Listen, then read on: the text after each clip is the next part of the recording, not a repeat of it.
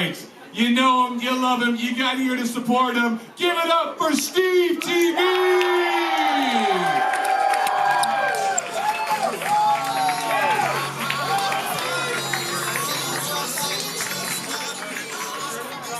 Alright, thanks for that intro, Liam. Alright, so I got a story for you guys. I got a bit of a story for you guys. So it all started back when I graduated from school. I had no idea what to do with my life. I was lost without direction, down on my luck, just flat out hopeless. So I go to my buddy for advice. He's a creative thinker. And he told me I should go to a rub and tug. I was like, ew, that's the worst idea I've ever heard. How is paying $300 for a hand job gonna solve anything? So he's like, all right, suit yourself. Maybe you should go see a fortune teller instead. And at this point, going to talk to a fortune teller seemed like my best option. Now, I've always been skeptical of people who claim they have psychic powers, but as soon as I walked in there, the fortune teller was like, I've been expecting you. And I was like, okay, she's good. So I told the fortune teller how I've been feeling, and she said she'll help clear up whatever's been blocking me from moving forward in life. So she started by asking me some questions. First, she wanted to know about the people closest to me. So I told her about my parents. Now, my dad's a nice guy. Recently, he even started letting his secretary work from home. Our home. Pretty late hours, too. And my mom's cool, but she tends to be a little dramatic. Every time we go to church, she makes me spit out my gum. Because she says there's nothing more disgusting and disrespectful than chewing gum in church. Call me crazy, but I think it'd be a lot worse if I ripped off my pants and started choking the chicken, but hey, that's just me. Next, the fortune teller asked if I was seeing anyone, so I told her about my girlfriend. Recently, we haven't been able to see eye to eye on anything. Just the other day, we were trying to figure out what to do. Now, I wanted to go see a movie. She wanted to break up with me. It's the last time I ever let her pick the activity. So moving on from my personal relations, she wanted to know about my career. So right now, I'm unemployed. But I used to work on Bay Street. She was like, wow, Bay Street. You must have made a lot of money working in finance. I was like, nah, I worked at Freshie. Minimum wage, baby. So this answer made her seem to think that I was stuck in the past because there was something preventing me from staying present. Perhaps it was some sort of negative energy that I have directed towards others. So she asked if there's anyone in particular I dislike.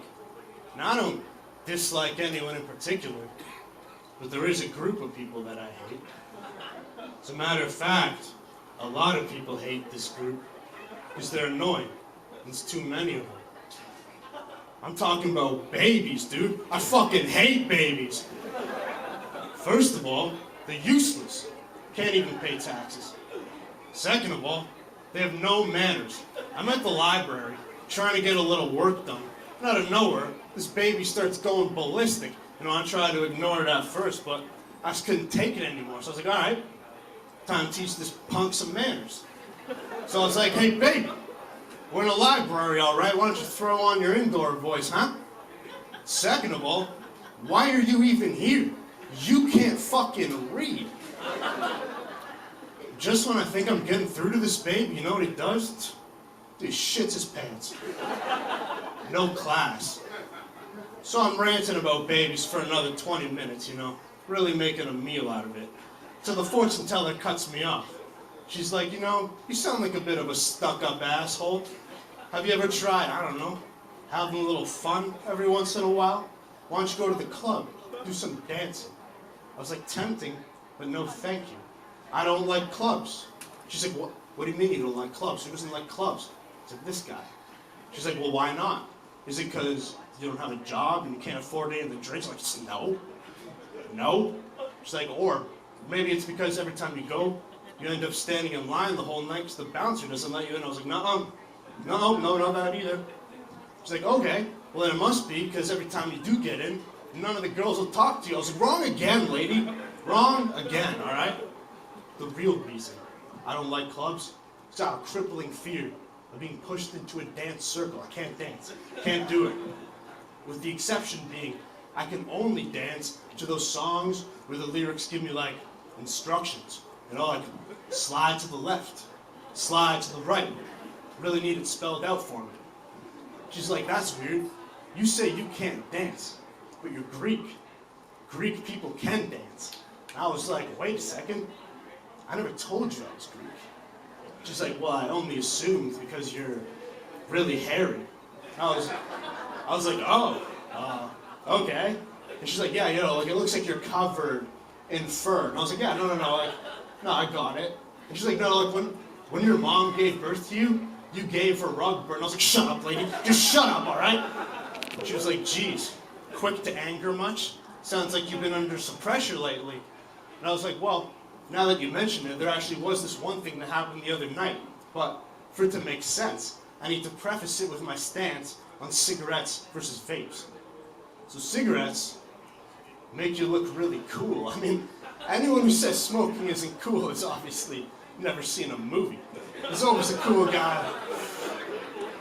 Beat it toots. Now vapes, on the other hand, and don't shoot the messenger, kind of make you look like a pussy. You don't see cool people doing vapes in movies. Didn't think you guys were gonna like that one. You know, vapes are practically just pacifiers for adults, that's it. So, let's rewind to the other night.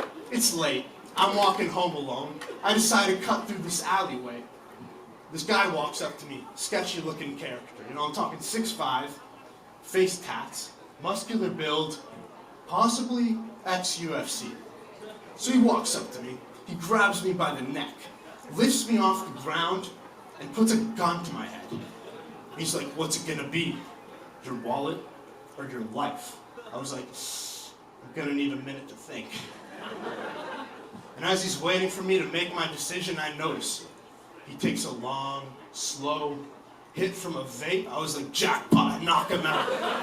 He goes flying like 6 feet, hits a wall. He's knocked out cold.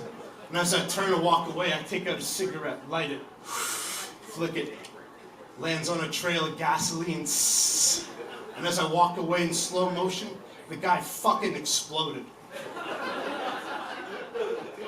And the fortune teller was like, okay, what really happened? I was like, lady, I just told you. She was like, you shit your pants, didn't you?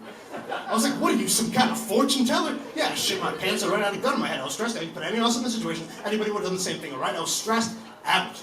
And a light bulb goes off above her head. She was like, that's it.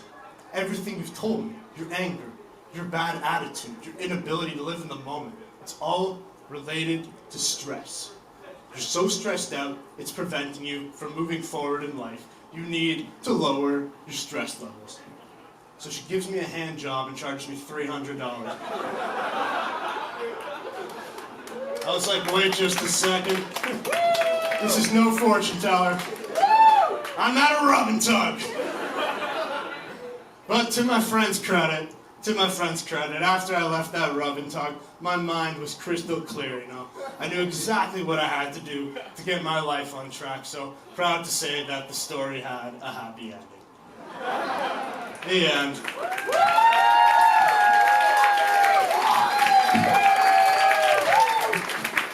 Keep it going for him! Oh my God!